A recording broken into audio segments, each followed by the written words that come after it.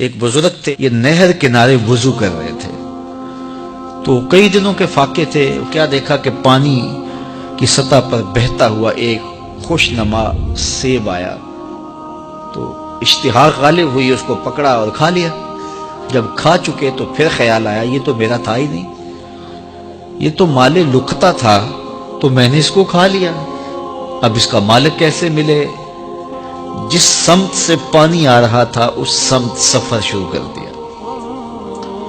کئی دنوں کی مسافت کے بعد دیکھا کہ ایک باغ ہے جس کی شاخیں اس پانی کی طرف لٹک رہی ہیں، سمجھ گئے کہ یہیں سے گرا ہوگا اور میں نے کھا لیا۔ خیر باغ میں پہنچے، مالک سے ملے، کہا کہ یوں میں نے ایک سیب کھا لیا ہے اور میرا غالب گمان یہ ہے کہ اس باغ کا وہ سیب تھا، تو میں معافی مانگنے آیا ہوں، یا پھر بتائیں کہ اس کا ہرجانہ کیا ہوگا۔ جب مالک باغ نے یہ بات سنی، وہ بھی صاحب نظر تھے، سمجھ گئے یہ تو کوئی در یگانہ ہے، یہ تو کوئی گوہر یکتا ہے، تو تیور بدل لیے، کہا ایسے تو نہیں معافی ملے گی۔ کہا حضرت کیسے ملے گی؟ کہا 12 سال تک میرے باغ کی گوڈی کرنا پڑے گی۔ اللہ اکبر، اور ایک شرط اس کے علاوہ ہوگی۔ کہا ٹھیک ہے، میری غلطی تو معاف ہو جائے گی نا۔ 12 سال تک باغ کی گوڈی کرتے رہے۔ ایک دن فرمانے لگے وہ صاحب باغ جو تھے کہ سیب توڑ کے لاؤ، مہمان آئے ہیں، تو وہ سیب توڑ کے لائے تو وہ کچے ہی تھے، تو کہا تم 12 سال ہو گئے ہو سیبوں کے باغ میں رہتے ہوئے، تمہیں پتہ نہیں کہ کچے سیب اور پکے سیب کیسے ہوتے ہیں؟ کہا حضرت مجھ سے قسم لے لیجئے 12 سال میں ایک دفعہ بھی نظر اٹھا کے سیبوں کی جانب نہیں دیکھا۔ ایک سیب کھایا تھا، میں تو اس کی سزا بھگت رہا ہوں، میں تو گوڈی کرتا ہوں، اوپر کبھی نظر بھی میں نے نہیں اٹھائی۔ سینے سے لگا لیا، کہا ایک شرط تمہاری پوری ہو گئی، اب دوسری شرط ہے کہ میری ایک بیٹی ہے جو آنکھوں سے نابینا ہے، کانوں سے بہری ہے، بول سکتی نہیں، اور وہ اپاہج بھی ہے، چل بھی نہیں سکتی، اس سے تمہارا نکاح کرنا چاہوں، اگر تمہیں قبول ہے تو معافی ہو جائے گی۔ کہا ٹھیک ہے جی قبول ہے، میرا گناہ معاف ہو جائے، میں زندگی کاٹ لوں گا، کوئی بات نہیں ہے۔ خیر نکاح ہو گیا۔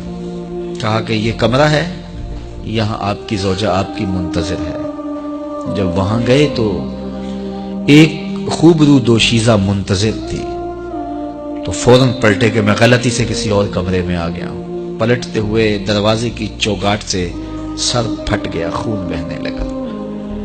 جب باہر آئے تو صحن میں پہنچے تو وہ بزرگ وہاں تھے۔ کہا کیا ہوا؟ کہ حضرت ایک غلطی کی سزا اتنی کاٹی، اب کہیں دوسری غلطی نہ ہو جائے، وہ تو کوئی اور ہے خاتون۔ کہا وہی تمہاری زوجہ ہے۔ تو میں بتاؤں کہ وہ بہری کیوں ہے؟ آج تک اس نے غیر محرم کی آواز نہیں سنی۔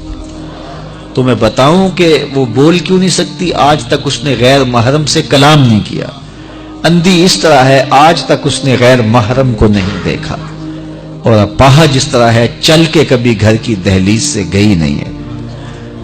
تو اس خاتون کا جب نکاح ہوا اور پھر ان سے اللہ نے ان کو ایک بچہ دیا جس کا نام ہے الشیخ عبد القادر جیلانی۔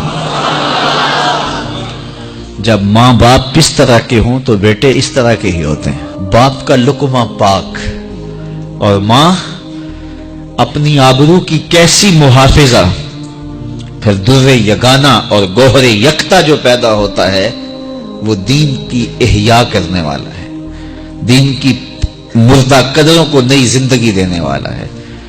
حضرت ملا علی قاری لکھتے ہیں کہ حضور غوث اعظم جب مجلس واعظ کرنے بیٹھتے تو 70 ہزار کا اجتماع آپ کے مجمع میں ہوتا، اور عمومی طور پہ اللہ کی رحمتوں کے حوالے سے بات کرتے، اور جس دن آپ اللہ کے قہر، غضب اور جلال کی بات کرتے کئی جنازے اٹھتے۔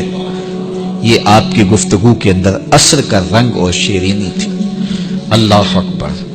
تو باپ دیکھیے کہ رزق کے معاملے میں کتنا محتاط ہے، اور ماں دیکھیے اپنی عصمت کی کتنی حفاظت کرنے والی ہے۔ مائیں بچوں کی تربیت کرتی ہیں، ماؤں کے ذریعے سے پاکیزہ صرف بچے جنم لیتے ہیں، تو لہٰذا ماؤں کو اچھی تربیت کا حامل ہونا چاہیے تاکہ وہ آگے اچھی تربیت خود کر سکے۔